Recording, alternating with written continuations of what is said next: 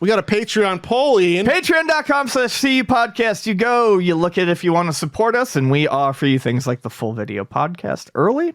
The full video podcast. You get the bonus bit. A bonus bits. Talk about Goonies pinball this. Yeah, we did. You get writings, and these poll topics. Pin Club, probably missing something. Oh, I shipped Hangouts. I shipped out 6 pins this week, so the Pin Club's alive. In second place, best games that had unique controls, 42%. First place, what would game collecting look like if games were unable to still be played? I'm guessing from like the 80s and 90s, 2000s. 58%. Ian, how would the retro game collecting world and scene look if we, for example, couldn't pop in and access Super Mario Brothers 2 when we put it in our NES anymore? I think it would look extraordinarily different. Obviously, we wouldn't have anyone, collecting at the, the rate that they do. Let's just say we're talking like 16-bit on down or something like that. I think what would happen is you have to look at other collecting markets where you can't play the media anymore, and how it doesn't matter how unique of a media it is. The harder it is to play, the less it's worth and the less interest people have in it. For instance, those old like RCA video discs, what were they called? The ones that are literally like vinyl records that are. I think they're video discs. Yes, video discs that are literally like vinyl records inside a sleeve. Yeah. And like there's no way to play those anymore. I don't think there's any working players out there. You could probably find them, but like there's probably that wasn't popular to begin with, so that's going to be rough. Right. So like I have a Tron one. I think I have part 1 of the Tron video. Disc. I found a Tron one. Did I give it to you? That's from you. I was going to say that is from you. So I like it, and it's neat, but I think it's not worth much, and no one's going out there collecting tons and tons of video discs. I like that one because I like Tron and I like the art on it. So I think if video games weren't able to be played, a couple things. One, I do think boxed versions would be more popular. Okay. Because at this point, if it's not playable, you're going to look back on it, and if you're going to buy something, you're going to buy it for the memory. Sure. You're going to buy it for the memory. You're going to buy it because you remember the cover and something like that, and you're not going to be able to play the game. So I think having the manual in the box with screenshots on the back would be of more interest to people than it is now, because now you can buy the cartridge and throw the cartridge in, and all your memories are right there. If you can't play to get the memories, I think the feelies would be more interesting.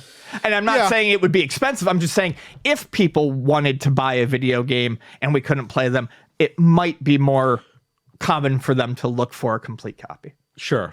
I'm looking more at the how would it have grown, because a lot of retro game collecting is discoverability and being like, hey, what's this game? Pop it in and see what it's like. Hey, what is this? Tell me about it. If you couldn't somehow access these games, if like say there were NES servers that went offline, like Epic's shut up Unreal servers, we'll get that in. If like I couldn't play, I don't know, a random game, Danny Sullivan's Indie Heat, people would not know about it. Like it's so dumb to say, but like you would not get the word out about these games if you could no longer play them. It would be like, hey, remember that game we used to play back in '91 with these little race cars? And I think you could run over the pit crew, but it's like, oh, maybe, I don't know. If there's no way to keep the games being played, you can't keep the memories alive and then pass them down. So like you would lose collectability. Like it would stop with that game generation. Like that would be it. You couldn't even try to transfer to someone younger because they have no way of accessing it to play it. Then what do you be collecting? You're collecting gray shells at that point. You know what I mean? It doesn't make any sense anymore. Yeah. Also, the fact that like if you can't play the games, then yes, not everyone's playing. If someone has 5,000 games in their collection, they're not going to be playing them all. But the idea that you can, like, would I have purchased these games if I could not play them? No. Because if you can't play them, you know what they turn into, Patrick? What's that? Keepsakes. They turn into keepsakes. Get your keepsakes at ultimatenintendo.com. Yes, they're like weird, generic keepsakes. And you would say to someone, it would be like collecting, God, I'm not going to make fun of people who collect like bottle caps or something, but it's like collecting something that had a use at one point, but no longer anymore. Like you can't physically do anything with it anymore. Like a stamp? That's true. Or a card? No, but, I mean, stamps are cool because they look neat. They have art on them. Yes, but you can say, I guess you can say, well, Pat, these games will have art in them. But I'm like, to your point though, couldn't you collect just like a photo of the art or get a poster? No, not as much fun because you got to hunt for these things, and I think Sure. that's part of it. That's part of it. By the way, I have no problems with stamp collecting. If I was, it's neat. I found a stamp book at the swap meet that had a bunch of stamps from around the world on it. I got to find it. That's neat. Might have been lost in the move. It might be lost in someone's warehouse. But Stamps are cool. no, stamps are cool. I think my father used to collect coins. But coins have a use. They did. And A lot of people in the 80s did. My grandfather, I mean, we've talked about that too, but my grandfather and my uncle did. coins and stamps are also historical, though. They were created for a reason at a point in time. There's a story behind them. I know. I'm just saying. sorry.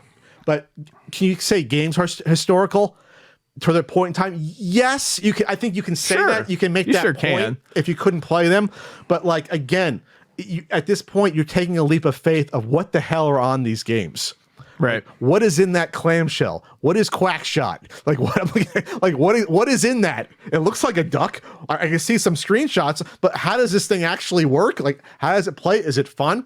And a lot of game collecting outside of the NES. NES is the weird one where the availability / rarity sometimes trumps like all reason for like stadium events, Sure. for example. But a lot of other consoles, there's a correlation, especially the newer ones that are like a generation or two old, where if the game is good and a popular game, it'll be worth more. Sure. So if you couldn't play the games, you would not have that sort of like that built in, well, there's usefulness to this still. It's actually fun to play. So the more use you get out of it, the more it's worth, kind of. Right. That actually applies to a lot of game collecting in some way. Not all of it, but to a chunk of it, it does. Right. Okay. You know what I mean? For a lot of consoles, that's the way.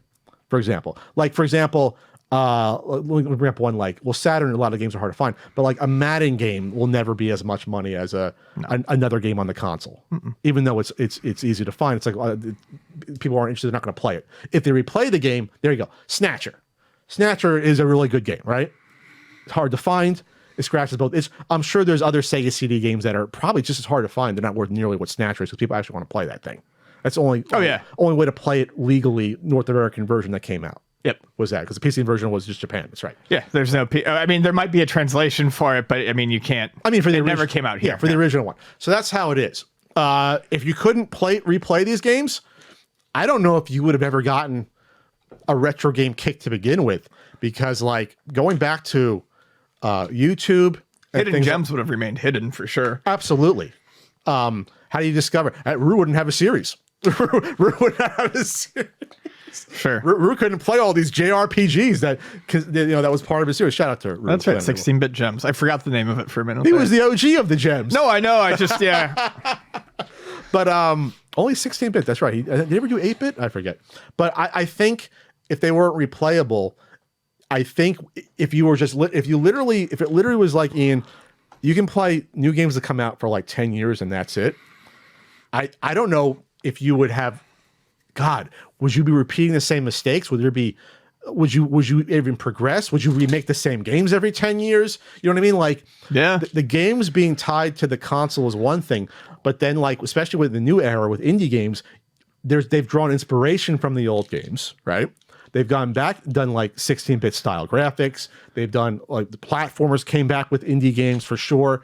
Would that have ever even happened if like you don't have the inspiration to draw from? You know what I mean? Like, would you be stuck in the current? Yeah, if you don't have someone who's sitting there one night knocking around on an old game, they wouldn't, a sequel or a riff or an iteration on it. Sure. It wouldn't happen. So like we probably wouldn't have games like, for instance, like Panzer Paladin or something like that. Sure. That take direct inspiration. It's not because people aren't smart enough to think of these things, but like the inspiration for that stuff comes directly from playing an old game and being like, I like this jump. This jump feels good. I want to do this. I like this weapon, mechanic in Mega Man. I'm going to use that. Like, that's just not going to be on the tip of your tongue or, fresh in your mind if you don't have these to actually sit down and touch and interact with. Yeah. Games like Super Meat Boy, that aesthetic wasn't the popular game aesthetic at a time. That aesthetic was like 15 years old. You know what I mean? So like, that's what I mean. Like you draw this inspiration that would be impossible if you can't play this stuff.